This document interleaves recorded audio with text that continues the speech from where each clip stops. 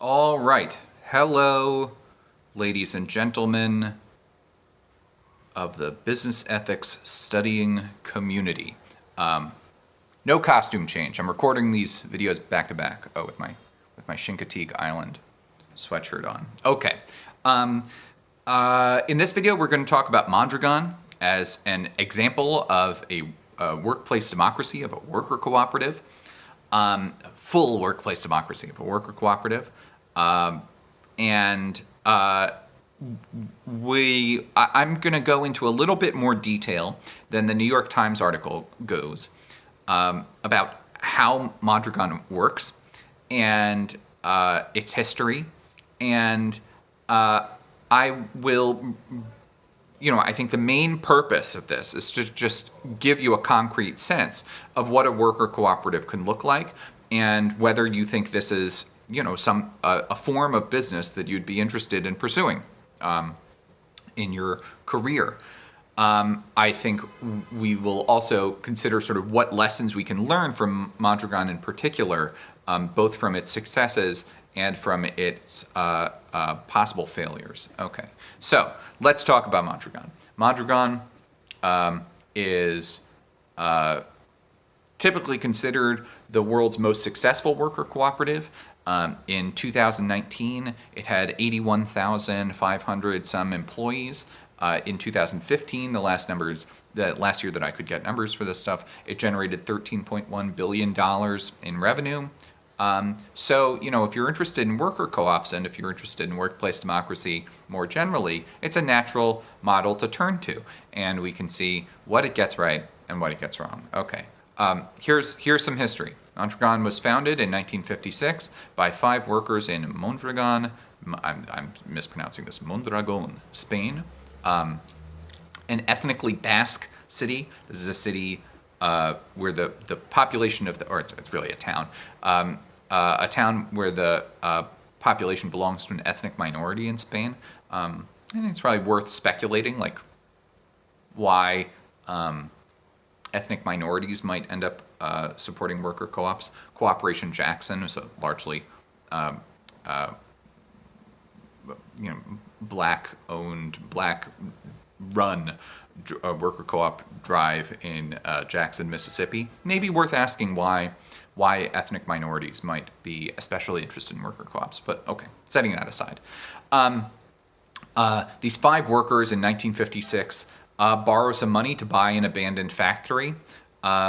They, after having trouble finding funding from local banks, who are generally sort of, scared of worker co-ops, they create their own bank, the Caja Laboral, which attracts local investment and holds the accounts of the co-ops and lends out to new co-ops and provides managerial advice to new co-ops. So they start their own bank, which serves these accounting and financing and also educating functions for co-ops in this network. Today, it's structured as a network of somewhat autonomous co-ops. The co-ops, to some extent, operate autonomously, which share certain managerial and financial infrastructure. They share a common culture, and they share a certain form of internal organization. Okay, Mondragon is governed according to 10 principles. They have these 10 principles, which, you see this sort of thing in all sorts of firms. But I think it's interesting to try to observe when stuff like a mission statement or a sort of statement of core values like actually works at a firm, like when it's actually sort of driving decision making in a meaningful way, and when it's just window dressing. I think it's safe to say these 10 principles are genuinely and meaningfully operative in Mondragon's decisions. Okay, here are our 10 principles. Open admission. So no one can be denied entry based on gender, ethnicity, other, arbitrary features. Democratic organization, so it's one member, one vote. Sovereignty of labor, that means that the members control the co-op and distribute its surplus. This is a little bit more obscure. The instrumental character of capital, So the co-ops pay a just but limited return on invested capital and ensure that owning capital does not give any additional rights of governance beyond membership. So the idea is that, like, capital is there to sustain money invested into these co-ops, is there to sustain the co-ops and their functioning. It's not there to give the people who own it special privileges. Okay? So, unlike in a typical, shareholder-owned firm where, the firm is, at least under stockholder theory, the firm is there to make money for the stockholders, and the stockholders get special privileges. Even under stakeholder theory, the stockholders get special privileges. Okay.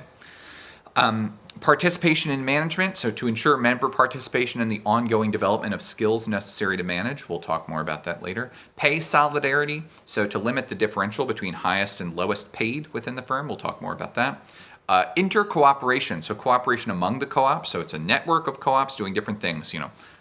Some of them are knowledge economy type things. There's like a university. There's like information technology stuff. Some of it's like manufacturing. Some of it, like appliances, cars, kitchen implements, that kind of thing. Trucks, okay. Some of it's like real craft labor, making crafty things, not so much appliances as sort of craft goods. I can't think of examples. I think furniture. Okay. And so these different parts of the firm will cooperate and share information and share resources with one another. Social transformation, so it's trying to be a good for the world.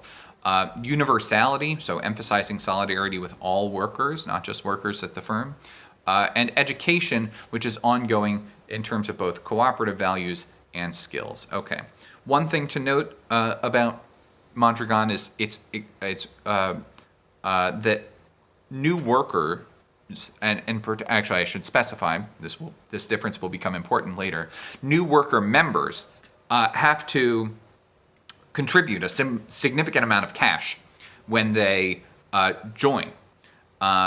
So the idea is that you can't just join for free. You've got to put something into it. People often take out loans to do this. So it's possible to join even if you're not a rich person. A lot of people who join are in fact not rich. But there is an upfront investment required of workers to keep them, to give them skin in the game. They can't just duck in and duck out.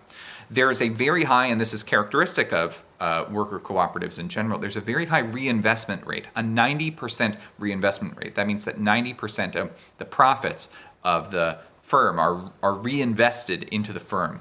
45% go into just the reserves, go into just normal cash reserves for the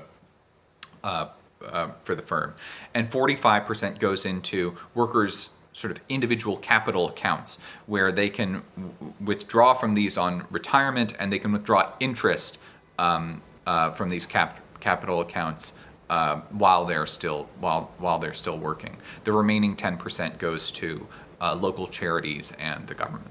Okay. The government structure of the firm. So sometimes when we think of worker co-ops, we think of direct democracy, like people, talking things out with one another directly. This is, but that's not, that's possible at a small firm. That's not possible at a firm with 81,000 workers, right? At least not for most purposes. So the governance structure here is basically a parliamentary democracy. Ordinary workers elect their parliament members. The parliament members elect the CEO, and they vet the CEO's appointments to key managerial positions. There is also a social council, which is sort of by the sort of constitution of the firm and sort of internal paperwork serves this nebulous function, but is basically an internal union. So a lot of the functions of a union don't need to be performed inside of a worker co-op, but the function of sort of like raising specific grievances, like somebody thinks they've been mistreated or discriminated against, they would appeal to the social council for that purpose. Okay. Mondragon received support from the Spanish state, but probably no more than the typical, shareholder-owned firm. Okay. There are at least 3 key ingredients to the success of Mondragon. Going from a co-op with 5 members in 1956 to this, multi-billion-dollar organization with tens of thousands of workers in 2021. 3 key ingredients in its success. The Caja Laboral, the sort of internal bank, helps. So, worker co-ops often have a hard time finding funding. One of the things that makes Mondragon different is its ability to create its own funding by creating its own bank. And it's sort of this bank serves this other function of educating new people who want to start new co-ops. Okay, good. I'll spare you the details, but the fact that workers are only able to withdraw interest from their own capital accounts makes them a little different from the way that workers' shares in the firm are managed at other companies. So there was a set of co-ops in the United States in the plywood industry, for example, which had where the shares that workers owned in those co-ops were just like ordinary shares, like stock in any company, right? But what happened is this plywood co-op became very, very successful, which meant that if you wanted now the shares are very valuable. The shares at the height of the firm's sort of co-op status were worth something like $90,000. And this does 2 things. One, it creates a very big incentive for the workers to sell the shares. And 2, it makes it harder for new potential members to join the co-op, right? If you need to pay $90,000 to like buy in to this firm. Well, that's, $90,000 is a lot of money. That's not like the relatively small capital investment required of new Mondragon workers. Okay. The story of the New Belgium Brewery, which wasn't quite a worker co-op, but had, by the end of its life, became by the end of its sort of democratic life, became an ESOP, which was 100% worker owned. So it's like pretty close to a worker co-op. Something similar happened there, where it was just sort of like the stock price. New Belgium is a very successful company, and the stock prices became very high. So, the workers could continue to work there, but they could also just cash out, and they decided collectively to cash out. They sold the business to outside investors, and now it's just a normal stockholder-owned firm. Okay. There's a tendency among worker co-ops to become what are called mules, where they sort of are victims of their own success. They make a bunch of money, but then the shares are so valuable that it's just too tempting for workers to just sell the shares off, and also hard for new workers to enter into the firm. And so they do. They sell off their shares. These are called mules because they become successful for one generation of workers, right? But then they're unsuccessful, but they can't reproduce afterwards. Mules, sadly, cannot reproduce. I'll let you go Google mules if you don't know how mules work. Okay. So those are some of the key ingredients in Mondragon's success. Friendly funding in the Caja Laboral, wait, sorry, I missed my third key ingredient. Friendly funding in the Caja Laboral, sort of distinctive structure for the capital accounts, which prevents the mule problem for other successful worker co-ops, and also there's sort of knowledge sharing and solidarity within the firm. So when in the Times article they sort of go on about how especially during the coronavirus, when people aren't able to show up to work or there's low demand because the economy slows down, etc. People figure it out. They figure out how to take a haircut to slightly reduced wages for a period of time, or they figure out how to pool resources. When what was it called, the Fagor co-op, which was one of the members of Mondragon, closed. A large number of, that was sort of, a lot of people took that as like bad news. That's, Mondragon, they're dead in the water. Fagor closed. I assume that's how it's pronounced in Spanish rather than in English. But some significant chunk of the Fagor workers ended up just going to other Mondragon co-ops, right? So, there's a lot of solidarity, there's a lot of support within the co-op structure.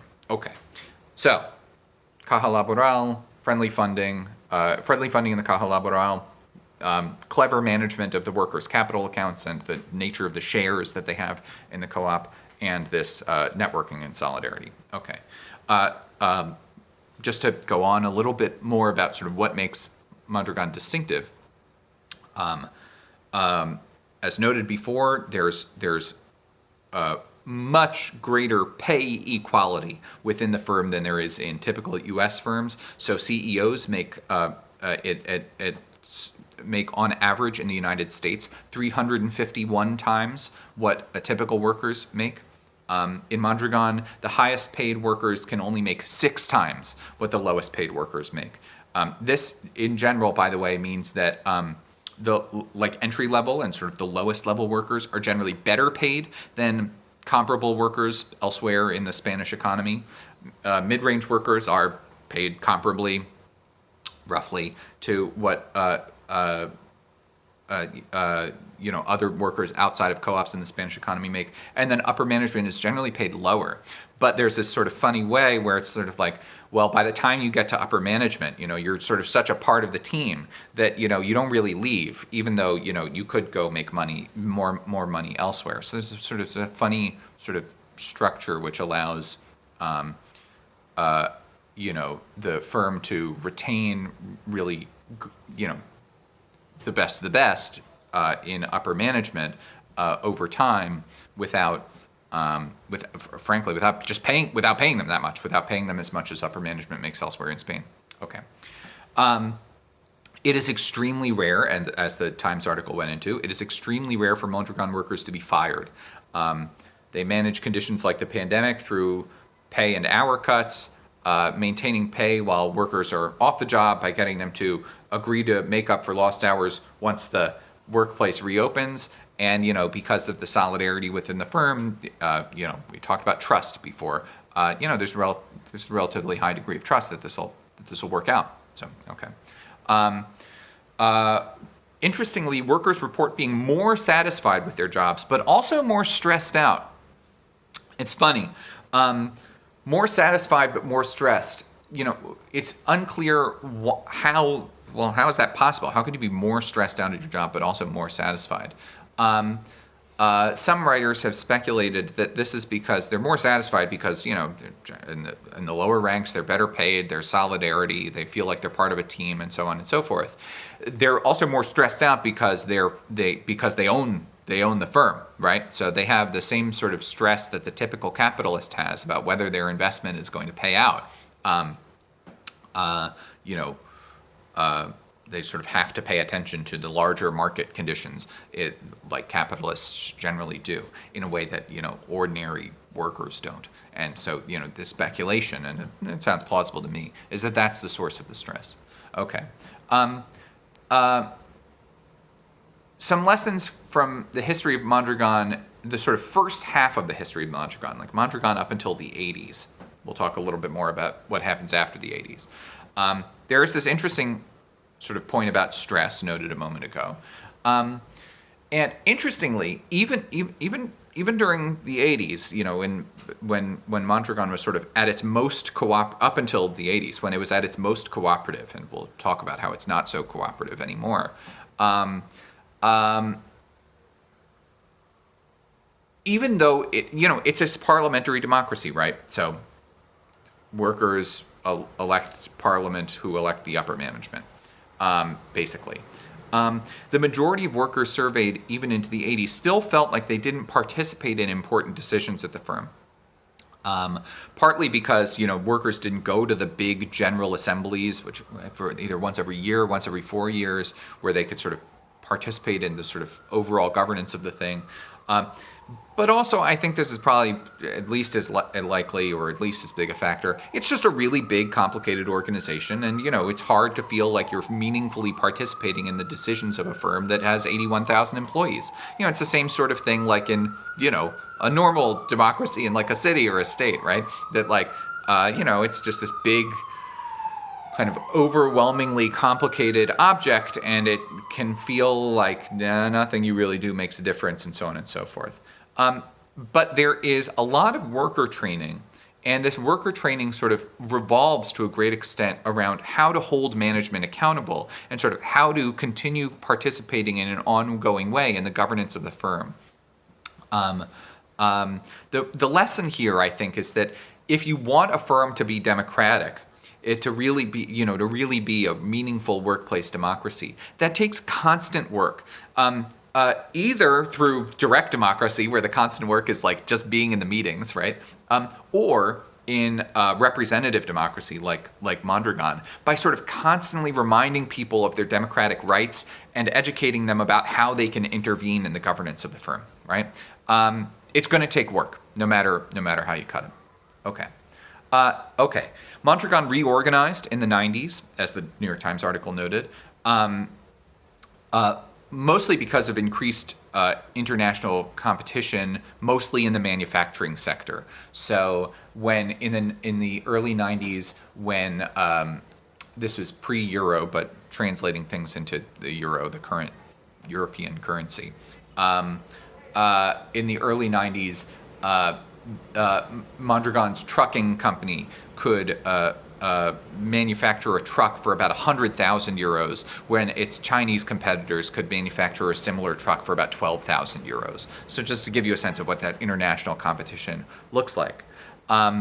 This led to a few notable changes. So the first, and sort of more boringly, frankly, the co-ops within the firm were organized around the industrial sectors that they participated in, rather than organized geographically. So rather than organized by like town. So it wasn't so much that like a town's worth of workers would, primarily meet with one another and primarily talk with one another. It would be like, the knowledge economy workers would talk with one another, the manufacturing workers, et cetera, et cetera. Okay, so organizing the internal structure of the firm by industrial sector rather than by geographical location. Secondly, and more importantly, and frankly, more sadly for me, when the firm expanded internationally and opened up a number of affiliates and subsidiaries outside of Spain, and also elsewhere within Spain, where they could get access to cheap labor. And these affiliates are generally not organized as co-ops and employ mostly non-member workers. So a huge growth in the